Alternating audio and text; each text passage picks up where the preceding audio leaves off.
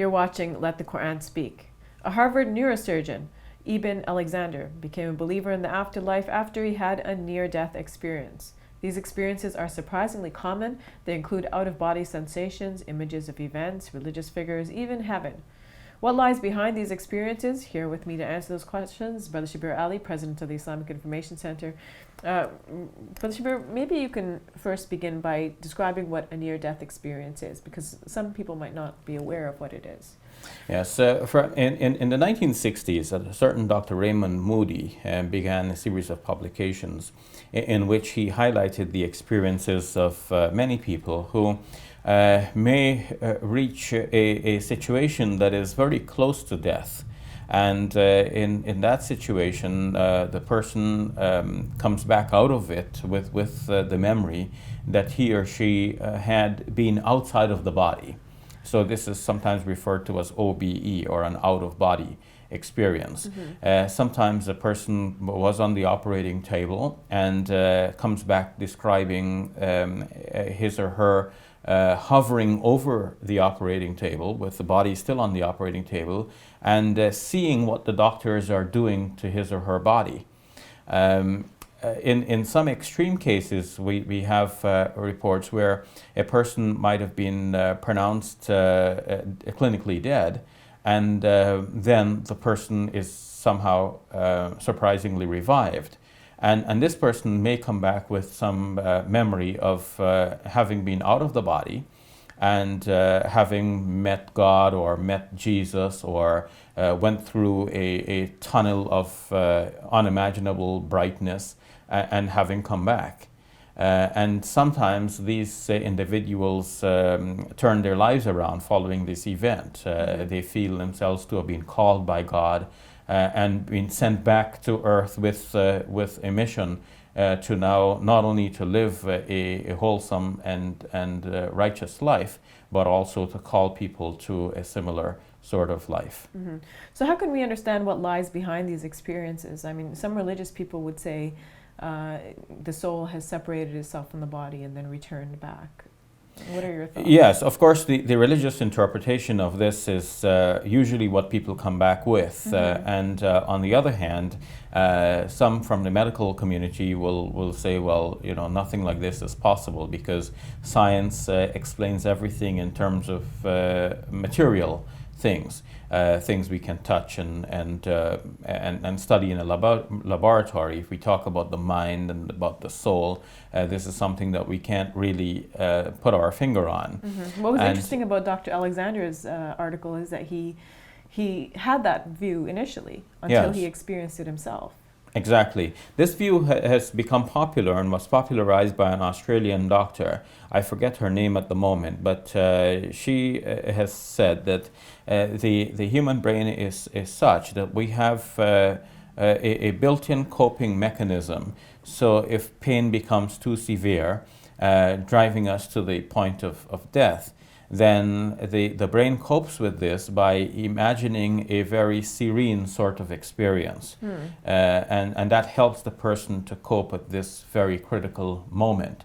So the person gets close to death, has this experience, then the person is revived. The person now feels, yeah, I've been beyond death and I've come back. And death was a beautiful thing. You know, it was the most beautiful experience in my life. To her, this is a coping mechanism that kicks in. But now this Dr. Ibn Alexander, having been brought up and schooled in this kind of theory. He's a neurosurgeon after all. Yes. Now he experiences for himself what others had described. And he feels that his experience is unique. What he describes is that he was admitted to the hospital where he was, in fact, working as a neurosurgeon. And this was after he had fallen into a coma and that lasted for several days. What the doctors had described in his case was that an E. coli bacteria had entered into his spinal fluid and was eating away at his brain to the extent that that level of brain activity, which is associated with humans as opposed to the animal brain, became totally shut down effectively. And this is how it is described by the doctors who were supervising him and, as he says, were watchful over him in minute detail continuously over this period. So while his brain was, from medical point of view, shut down, he was having this experience of being in the afterlife. So how can we understand what was going on there? Yes, and I put, you know, I said afterlife. He didn't put it in this way. He tried to He stay. had a fantastical vision of very good things, clouds and people. And bright lights, things that he wanted Birds. to describe almost as angels, but he hesitated lest he gives a name that would prejudge the experience that he had. He wants to put this in as scientific terms as possible and just describe the actual things that he saw without trying to name them.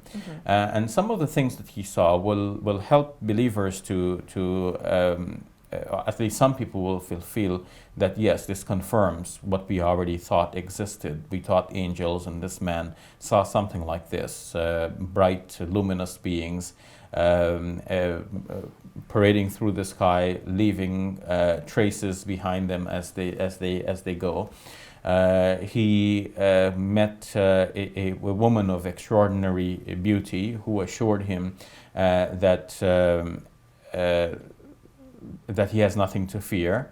And some of these descriptions actually remind me of passages from the Quran. For example, in the Quran, in Surah, the 41st Surah, in the 30th verse, it says that the angels descend on the believer, saying to them, do not fear nor grieve, we are your friends in this world and in the life hereafter.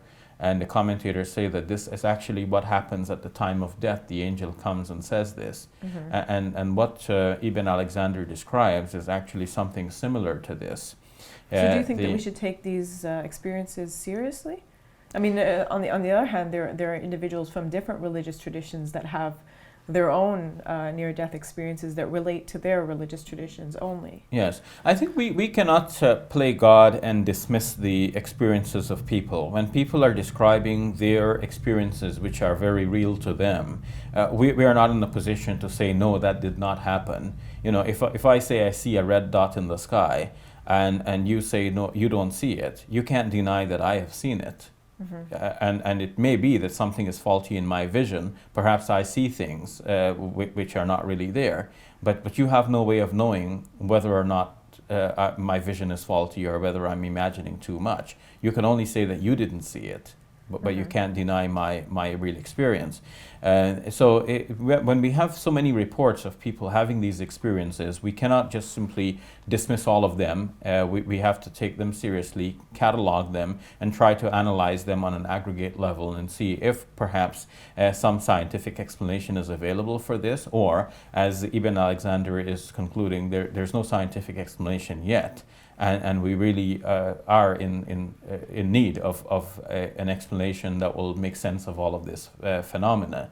And of course, in many cases, as in the case of Ibn Alexander himself, people find themselves returning to religion, returning to God, going back to church, going back to things which are religious. Now your question is, what about the fact that people of many different religions have similar types of experiences? And in some cases, the experiences seem to be very specific for that particular religion in which the person has already been brought up.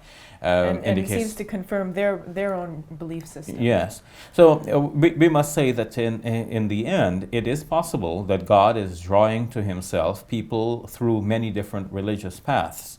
And the paths that people are choosing for themselves are, in a way, leading to God. And God is making that path continue to serve the purpose of leading the person towards God. It may be that one religion will not actually fit all people. People are many different kinds, many different persuasions, many different historical origins and upbringings.